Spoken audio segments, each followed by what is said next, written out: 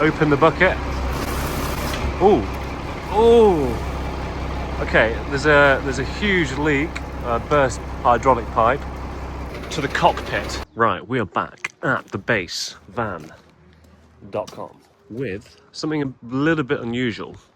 So I actually bought this vehicle probably about 5 years ago to extend the yard. I basically did all of the work myself. We have the CEO, base van, currently operating some heavy machinery. This man went to Oxford University and he decided, fuck it. And this is the vehicle that I use to essentially move all the earth. And this usually isn't my marketplace for selling, but maybe you bought a base van off me a few years ago, and perhaps you bought a piece of land, and now you want to develop that land. This would be the ideal tool for you. So this was originally owned by the National Grid. Hopefully you can just see that there on the side. So you would think it's been well maintained and well looked after, and they haven't really cheaped out on the spec, which I'll get to in a minute because it is very good spec. Interesting one about this truck is, when I bought it, it actually shot a conrod through the side of the engine. So I went out and I found a really low mileage engine that had been used on I think it was a refuse vehicle for the council. So the engine that's in it, we put it in ourselves about 4 or 5 years ago, and it's only done 25,000 kilometers. So it's really done no work at all. So it is potentially a really good deal for someone out there. I think it's actually sitting on the odometer at 320,000 kilometers, which isn't a great deal anyway for these kind of trucks. Now, it's just been sat around here for a bit of time, surplus to requirements, and I just sort of thought, well, it might come in handy one day, but it hasn't really. So I just thought, well, let's just see if we can sell it and get it gone. It is quite a tidy bit of kit. It's the 180 brake horsepower. In fact, no, it's not. It's the 210 brake horsepower. It's 18 ton gross weight. It's the 8-speed manual, and it's not perfect, but it is working. Everything works on it. It isn't really a bad bit of kit. Let's see if I can find the key. Oh, it's here. So there's 2 ignition keys with the vehicle.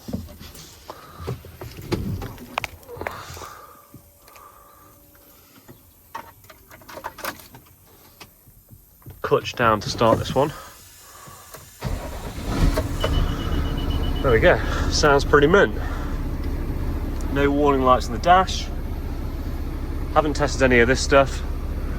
Haven't really used any of this stuff, to be honest with you. I used this over the summer period. There's no aircon, of course. It's got onboard scales. They work. I had this one well overweight, but I was on my own land, so that's perfectly fine, right? Heated and electric mirrors. Not sure if they work anymore. In fact, I can see a wire on the back, so let's just say that doesn't work. So essentially, this vehicle is for someone that just wants to do a job.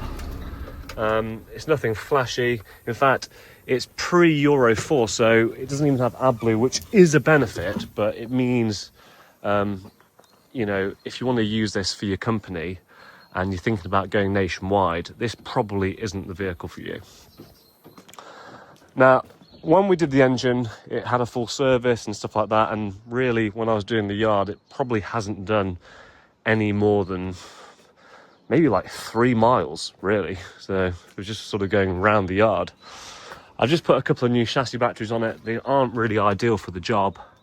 They're just van batteries, but they do have enough cranking amps on them to get it going.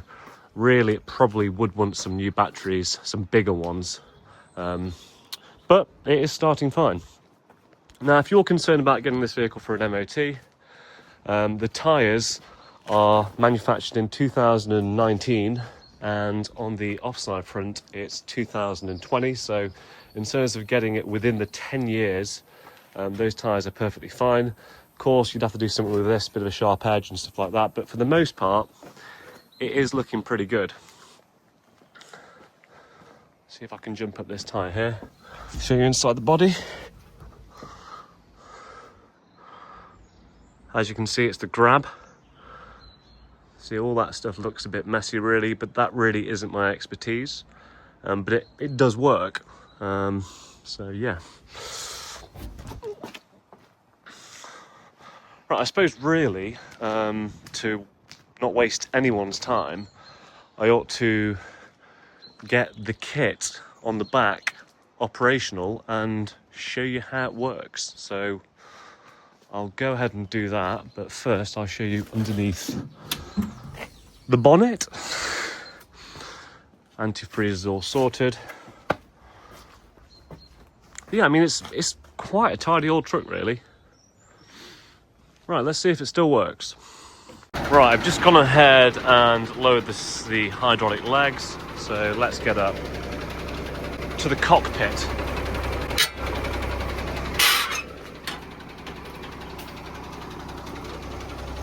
Okay, we're here at the control centre. Take a closer look at this piece of kit. Bit of a leak going on here. I'm sure it's nothing that can't be fixed. Right, let's press that one the right way or the wrong way. Okay, maybe press this one. Right, I'm going to get this right up in the air and extend the boom. There we go.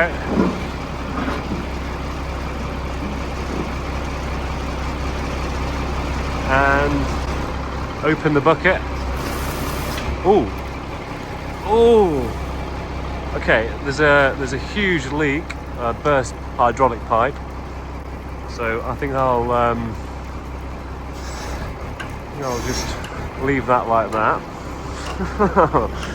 And I'll show that the actual body tips, so that when you've got it loaded, you don't have to unload it with the tipper grab.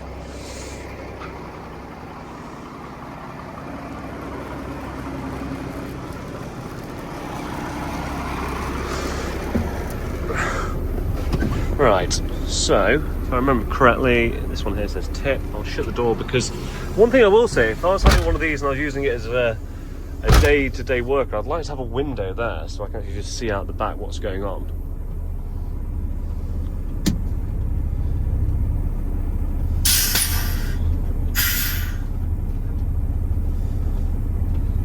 Okay, now it's not tipping. Right, a bit more research, I think. Here's the changeover valve. I promise you I did actually use this. It's just been a long time. And I wasn't the best operator when I was operating, I have to say.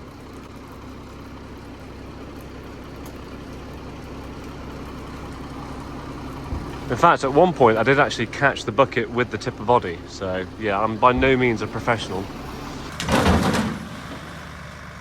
And that looks like it's as far as it goes. We can have a closer look at the chassis. I'm just going to make sure my father doesn't drop the body on me. Right, cover. You okay? So I'm guessing that the chassis, it's a red Iveco chassis, so for some reason I found them to be really good on the vans. It's probably the same on the trucks. And hydraulic fluid rained on me, but hey. The actual bed... hell. The actual bed itself looks nice and solid.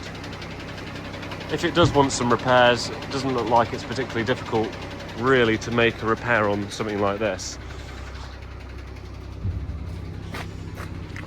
Although if you're repairing that, you'd probably want to chop a lot of it out to find some firm metal to weld to. Right, I think we can say that it does work. It wants some minor repair, which I'm not happy to do.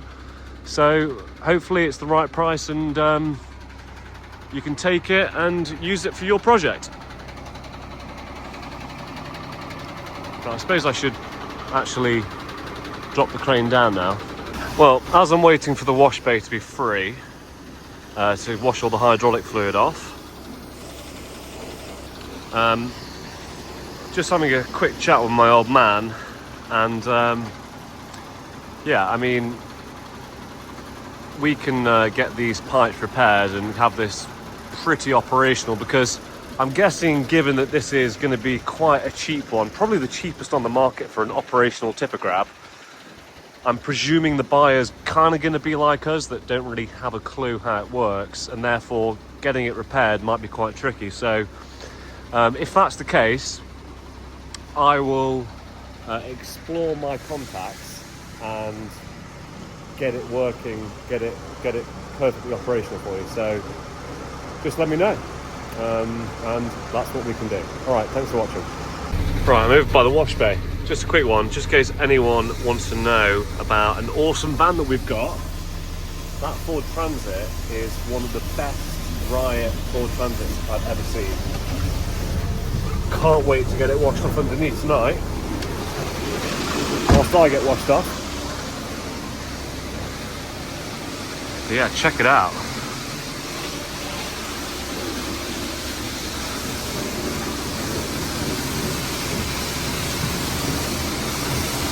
The only spot, really,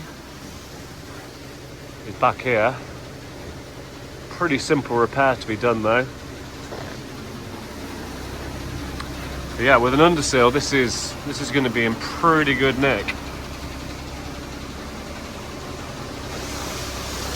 Base fan, baby.